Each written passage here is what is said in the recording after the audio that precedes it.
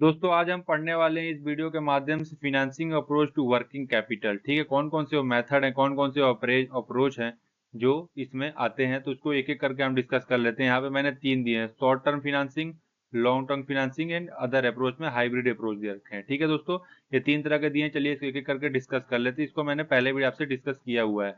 Short term financing में आता है ट्रेड क्रेडिट, जो कि क्या होता है, सप्लायर अलाउ करता है बिजनेसमैन को कि आप गुड और सर्विस को परचेज करो और उसको कुछ दिन के बाद पेमेंट कर दो। मतलब कुछ दिन बोले तो यहाँ पे 30 दिन से लेके 3 महीने बीच का टाइम होता है। मतलब credit extended by supplier allowing business to purchase goods और services and pay at a later date. मतलब आप बाद में पेमेंट उसका कर सकते हो। ठीक है, इसके एडवांटेज क्या हो सकते हैं? आपको इंटरेस्ट फ्री मिल सकता है अगर आप ऑन टाइम पेमेंट करते हैं तो। ठीक है, इनहेंस कैश फ्लो की जो फ्लेक्सिबिलिटी एक्टिविटी है वो आपको आपको देखने को मिल जाएगी बिजनेसेस में। इसमें ओवरलैपिंग क्या हो सकता है, मतलब प्रॉब्लम क्या क्रिएट हो सकता है, डिसएडवांटेज क्या हो सकता है? ओवर रिलायंस में स्ट्रेंड सप्लायर रिलेशनशिप खराब हो सकती है। ठीक है, दूसरा, डिस्काउंट में be offered for early payment. मतलब डिस्काउंट तभी मिल सकता है या इंटरेस्ट जो आपको फ्री मिल रहा था तभी मिल सकता है अगर आपने जल्द पेमेंट कर दिया तो। ठीक है, नेक्स्ट इसमें मैंने दिया है दोस्तों, वो दिया है बैंक ओवरड्राफ्ट। बैंक ओवरड्राफ्ट क्या होता है? बैंक आपको अलाउ करती है कि आप अपने बैंक अकाउंट में जितना पैसा है उससे ज्यादा का ओवरड्राफ्ट ले सकते हैं, लेकिन सर्टेन पीरियड ऑफ टाइम के लिए और कुछ लिमिट के साथ। ठीक है, उसके एडवांटेज क्या है?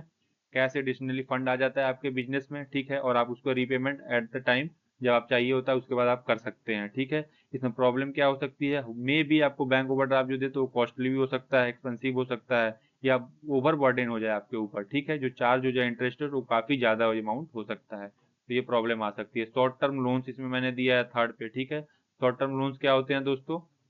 जो हमको 1 साल के लिए मिलते हैं। Loan with a repayment period usually up to 1 year from banks और financial institution. Short term loan वह लोन होते हैं जो हम बैंक से ले लेते हैं, अदर फाइनेंशियल इंस्टीट्यूशन से लेते हैं 1 साल से कम टाइम के लिए। ठीक है, और हमको जल्द पे करना पड़ता है। एडवांटेज और डिसएडवांटेज भी यहाँ पे दिया गया। Provide quick funding for immediate needs. अगर आपको लोन चाहिए होगा दोस्तों तो मैं भी दे दूंगा, बट उसके लिए सिक्योरिटी चाहिए और तुरंत बेसिस पे आपको ये लोन मिल भी जाता है। फिक्स रीपेमेंट टर्म होता है, जैसे आप अगर ईएमआई लेते हैं ना, तो 2 साल का ईएमआई बना दिया तो हर साल आपका उतना उतना अमाउंट कटते चला जाएगा। ठीक है, डिसएडवांटेज क्या है? इसमें इंटरेस्ट रेट जो होता है काफी कॉस्टली माना जाता है। ठीक है, और सॉलिड रीपेमेंट प्लान होता है, अगर आप नहीं देंगे तो आपके खिलाफ लीगल एक्शन लिए लिया जाता है। ठीक है, इतना तो आपको समझ में आ ही गया होगा। आगे हम बात कर लेते हैं दोस्तों लॉन्ग टर्म फिनेंसिंग की। लॉन्ग टर्म फिनेंसिंग क्या होता है? ठीक है, इसी में जो दूसरा अप्रोच है वो है लॉन्ग टर्म फिनेंसिंग का। लॉन्ग टर्म फिनेंसिंग मतलब long term loan.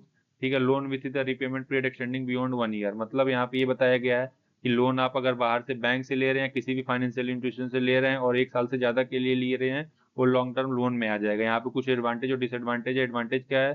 Suitable for funding significant investment और कैपिटल प्रोजेक्ट। सपोज डेट आपको 10 साल के लिए लोन ले ले रहे हैं, अगर घर बनवाना है तो 30 लाख रुपए लोन ले लिए तो आपको 10 साल का टाइम मिल जाता है। मतलब आपके लिए एक टाइम काफी अच्छा माना जाएगा। ठीक है, इस पे हायर इंटरेस्ट रेट होने के ज्यादातर चांस रहते हैं। ठीक है, as compare to short term loan में। शॉर्ट टर्म लोन में कम इंटरेस्ट रेट रहता है। ठीक है, ये समझ में आ गया।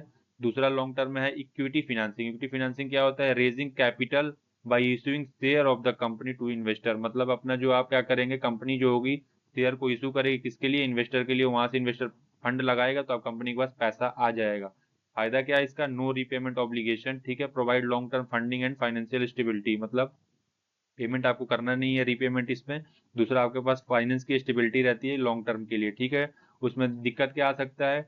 Dilute over ownership and control. जो कंट्रोल होता है वो ओनर से हट के चला जाता है जो भी इन्वेस्टर होते हैं उनके पास। ठीक है, तीसरा जो हम बात कर लेते हैं वो यहाँ पे डिवेंचर। डिवेंचर क्या है? लॉन्ग टर्म डेप्ट instrument issued by a company with fix interest rate, payment and repayment on principal at maturity.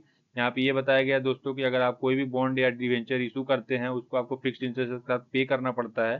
ठीक है, तो वो आप यहाँ पे करेंगे तो उससे भी आपको कुछ फायदे भी होंगे, कुछ दिक्कतें भी आएंगे। दिक्कत मतलब क्या? मतलब डिसएडवांटेज।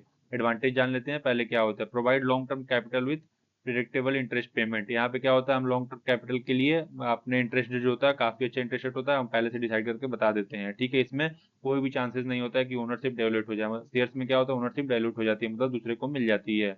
यहाँ पे जो डिसएडवांटेज हो गया, इंटरेस्ट पेमेंट आर ऑब्लिगेटरी।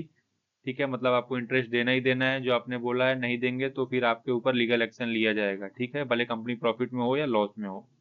अगला जो पॉइंट है यहाँ पे लीजिंग। ठीक है, यहाँ पे है लीजिंग। लीजिंग का मतलब क्या दोस्तों दिया गया है कि किसी भी कंपनी को लीज पे ले लेना, किसी भी चीज को लीज पे लेना। जैसे अभी हमारे देश में अडानी साहब कर रहे हैं। ठीक है, पोर्ट को खरीद ले रहे हैं या फिर लीज पे ले ले रहे हैं कुछ पीरियड ऑफ टाइम के लिए, वहां से उनका वर्किंग कैपिटल मैनेज हो जा रहा है। इसमें एडवांटेज क्या है? allow user to asset without a large initial investment, ज्यादा इनिशियल इन्वेस्टमेंट नहीं करना पड़ रहा है। सपोज एट अगर एयरपोर्ट बनाएंगे तो उनको खर्चा आएगा 3 लाख करोड़ का, लीज पे ले रहे हैं तो 1 लाख करोड़ में लीज पे ले रहे हैं और धीरे धीरे पेमेंट भी कर दे रहे हैं। ठीक है, अगला जो यहाँ पे मैंने टॉपिक दे रखा है वो दिया है रिटेन अर्निंग। ठीक है, सेकंड वाले में मतलब लॉन्ग टर्म फाइनेंसिंग में रिटेन अर्निंग, रिटेन अर्निंग एक प्रॉफिट का पार्ट होता है छोटा सा दोस्तों। उसमें क्या करना है आपको, जो आपको प्रॉफिट मिल रहा है उसको री इन्वेस्ट कर देना है अपने बिजनेस में। जो शेयर होल्डर होंगे उनको उतना रिटेन अर्निंग का प्रॉफिट या फिर डिविडेंड नहीं देना है। इसमें फायदा क्या होगा, नो एक्सटर्नल डेप्ट, मतलब आपके पास कोई डेप्ट नहीं रहेगा, कोई उधारी नहीं रहेगी। ठीक है, इसमें आपको ये फायदा मिल जाएगा। घाटा क्या होगा, limited by the amount of retain profit available, मतलब ये लिमिटेड ही होता है जो होता है, इसीलिए इस पे विश्वास करना इतना पॉसिबिलिटी नहीं है।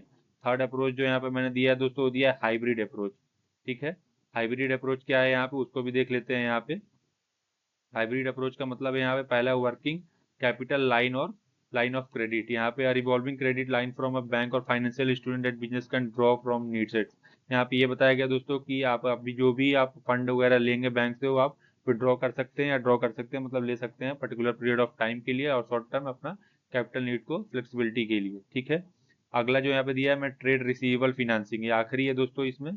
ठीक है, ट्रेड रिसीवेबल फाइनेंसिंग क्या होता है, using account receivable as collateral security, मतलब कोलेटरल सिक्योरिटी इशू करके या लाइन ऑफ क्रेडिट इशू करके भी आप अपने वर्किंग कैपिटल को मैनेज कर सकते हैं। एडवांटेज क्या है, provide immediate liquidity by leveraging receivable, मतलब एक कैश का यहाँ पे तुरंत मतलब कैश आपको इसमें मिल जाएगा। ठीक है, इससे क्या होगा, आप अपने डे टू डे एक्टिविटी को इजिली मैनेज कर पाएंगे।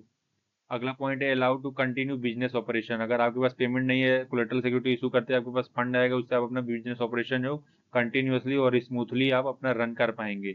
इसके डिसएडवांटेज क्या हो सकते हैं, fees and interest cost can apply, इस पे फीस भी लगती है और इंटरेस्ट भी लगता है जो कि आपको पेमेंट तो करना ही पड़ेगा।